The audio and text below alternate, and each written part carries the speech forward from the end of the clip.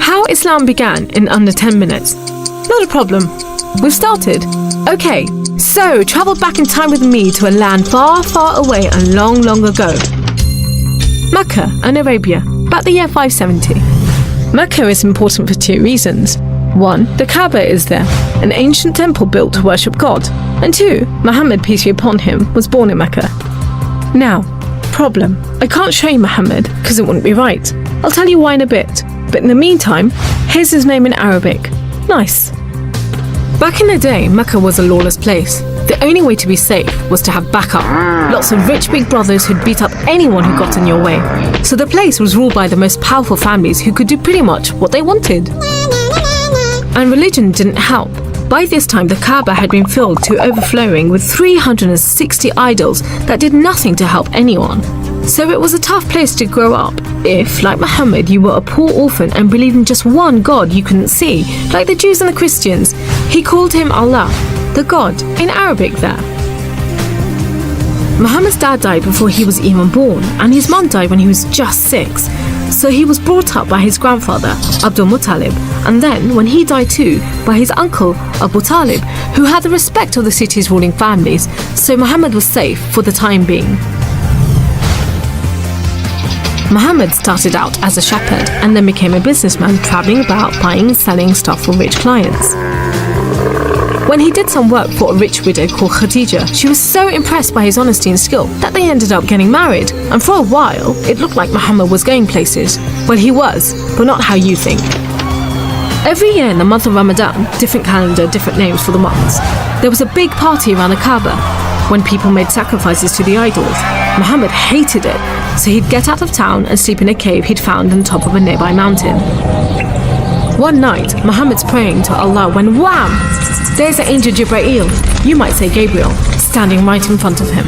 Read, says the angel, but Muhammad couldn't read. No schools, you see. Jibreel keeps on at him. 3 times he says, read. Then he grabs hold of Muhammad and wham! Again, it's like Muhammad's learnt the words off by heart. So he recites the message out loud. Read in the name of your Lord, who created man from a drop of blood. Read, for your Lord is most generous.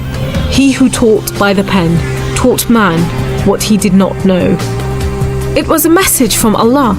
God was speaking to him just like he'd spoken to the prophets in the Jewish and Christian holy books, which meant he was a prophet too. The messages continued for the rest of Muhammad's life. Allah gave him the words to say and the prophet recited them. The words were written down by his friends, and years later they were collected together and became the Muslim holy book, the Quran, which means recitation, because Muhammad recited it, you see? Anyway, that was much later, so back to the night of power. Muhammad tells his family, then his friends, and eventually everyone about Allah, that he's the one and only God, that he wants everyone to be treated fairly, and long story short, it didn't go down well with the ruling families of Mecca, who liked things just the way they were, thank you very much. You see, Islam means obedience to Allah, and Muslim means someone who obeys Allah, and the ruling families didn't want anyone obeying anyone else but them. So the people who believed in Muhammad's message, the Muslims, were given a hard time. Some were even tortured and killed. A few of them managed to escape to Abyssinia, Ethiopia. But most were stuck in Mecca. Muhammad also had to cope with the death of his wife, and then just a few weeks later, his uncle too. Feeling very down, he went to the Kaaba to pray to Allah one night. Then, the weirdest thing happened. Jibreel turns up, sits him on a winged horse called Al-Buraq and flies him all the way from Mecca to Jerusalem. He prays with all the prophets who have ever lived. Then, he's taken up to the heavens to chat with some of the prophets, and then into paradise itself, where Allah tells Muhammad to pray 5 times a day and to stay strong. He's returned to Jerusalem and then flies back to the Kaaba in Mecca. We call it the night journey, and Muslims still argue whether it was a real experience or a vision, but whatever, it gave Muhammad a much needed boost, and just as well, because there were more tough times ahead. So, there was this other city called Yathrib. The people there heard about Muhammad and his message and invited him and his followers to join them. A few at a time, the Muslims left Mecca and made the dangerous journey across the desert to Yathrib. It's known as a hijra, which means migration, you know, like birds do. Muhammad and a few of his friends stayed in Mecca until everyone had got away and then made plans for their own escape. But the ruling families wanted to kill Muhammad while they still could, so 7 sons, one from each family, was sent in the middle of the night to stab the Prophet while he slept. But he was way ahead of them, and when they burst into the house, Muhammad was gone. Trackers were sent out to hunt him down. Muhammad and his best friend Abu Bakr took a roundabout route to try and shake off the pursuit, but the trackers were too good and slowly gained on them. So Muhammad and Abu Bakr hid in a cave and prayed that no one found them. The trackers found the cave all right, but they didn't bother going in to search. There was no way Muhammad could be inside, they thought.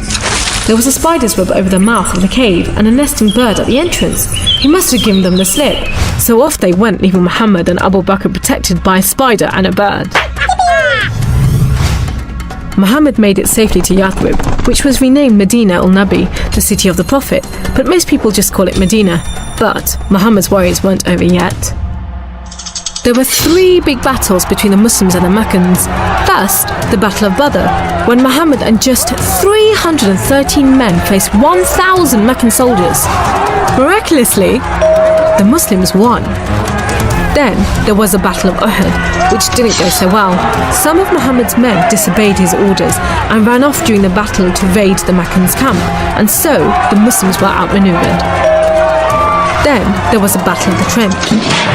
Medina was protected on 3 sides by mountains, so when the Meccan forces advanced in the city, the Muslims just dug a deep trench. The Meccans made camp, but the weather was terrible. Pouring rain put out their fires and howling winds blew down their tents. Eventually they gave up and went back to Mecca. It was all a bit embarrassing. They were losing the respect of the local tribes who were flocking to join the Muslims. So a peace treaty was signed at Hudaybiyah, but it wasn't long before the Meccans broke it. Muhammad decided that enough was enough. By now he had over 10,000 men, so he led them across the desert to Mecca. The ruling families realized they'd made a huge mistake, but it was too late. All they could do was surrender and hope that the Muslim army killed them quickly. But Muhammad said there should be no more fighting. He rode into Mecca and went straight to the Kaaba. He circled it 7 times anti-clockwise and smashed all the idols, rededicating the Kaaba to Allah. And that's why I'm not going to show you Muhammad. The Muslims wanted to make it totally clear that they only worship the one unseen God. So they didn't have any pictures of Muhammad in case anyone thought he was an idol, and they didn't have any pictures of Allah because he's like nothing on earth, so it would be impossible to draw him anyway. So there you go, how Islam began in under 10 minutes. How did I do?